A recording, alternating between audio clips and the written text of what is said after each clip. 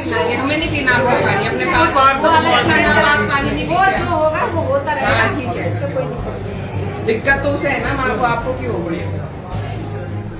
सपा सांसद इकरा हसन पर फिर आई मुसीबत। सच की लड़ाई ने पहुंचाया थाने। एक मां की तकलीफ नहीं बर्दाश्त कर सकी इकरा हसन और इस बूढ़ी मां की आवाज बनकर पहुंची थी सहारनपुर डीआईजी ऑफिस।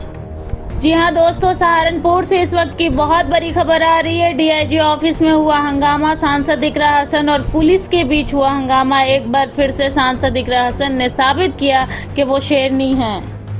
सांसद इकरा हसन पुलिस पर दोषियों और आरोपियों को बचाने का आरोप लगाती हैं। इकरा हसन मोनू कश्यप के मर्डर केस के मामले में इनकी मां के साथ सहारनपुर डीआईजी ऑफिस पहुंची थी। इकरा हसन का कहना था कि मोनू कश्यप की मां को इंसाफ नहीं मिला है और जो दोषी हैं उन्हें कड़ी से कड़ी सजा मिलनी चाहिए, जो कि अब तक नहीं मिला है। और इसी बात को जब उन्होंने डीआईजी के सामने रखा तो डीआईजी ने बहुत बुरा बर्ताव किया सांसद इकरा हसन के साथ भी और मोनू कश्यप की मां के साथ भी, और महिला पुलिस बुलाकर और दूसरे थानों की पुलिस बुलाकर वहां से सांसद इकरा हसन को हिरासत में लेकर महिला थाने भेज दिया गया। इकरा हसन का साफ तौर पर कहना है कि हम वहां किसी भी तरह का हंगामा नहीं कर रहे थे और ना ही हम सड़क पर थे।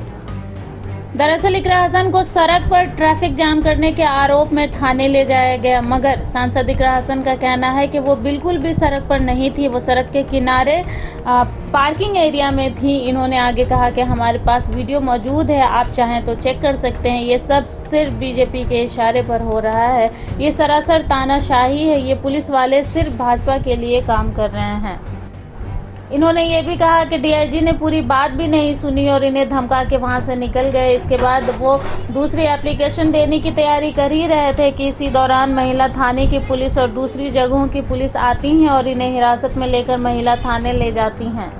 अगर आप नहीं जानते कि मोनू कश्यप है कौन, तो मैं आपको बताते चलूँ कि मोनू कश्यप शामली के जाशाला में रहने वाले थे।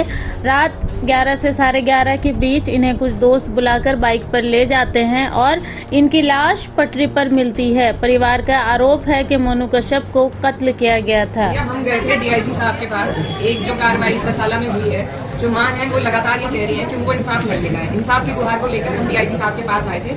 जो माता जी हैं मोनू कश्यप की, उन्होंने अपना पक्ष रखा, अपनी बात रखी। डीआईजी साहब जिन्होंने पहले से ही उन्हें सारी चीजों को मना कर दिया, माँ की बात को सुनने से मना कर दिया, उन्होंने उस गरीब मजलूम बूढ़ी माता को कहा कि आप जाइए यहाँ से।